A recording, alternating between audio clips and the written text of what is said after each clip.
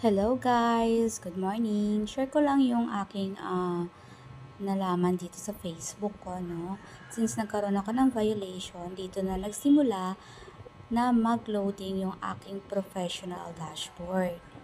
Ayan, as you can see, chinecheck ko yung engagement, content, insights, and yung home.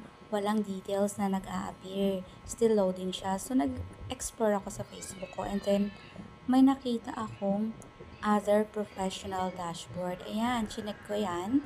And then, ayan, may details na akong nakikita.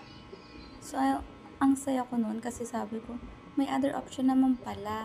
Intay ako ng intay dun sa pag-loading nung i-check ko yung professional dashboard ko. Dito ko lang pala ma-check ulit sa pangalawang professional dashboard. Yan. Yung ito naman, your content is not earning money, na-resolve ko na yan. So, wala na tayong dapat i-worry dyan kasi okay na yan. So, na-refresh ko, okay na siya. And then, yun lang guys. Kung di nyo dun ma-open dun yung professional dashboard nyo, try nyo dun sa pangalawang professional dashboard. For sure, makikita nyo na yung mga details na dapat nyong i-check. Thank you for watching!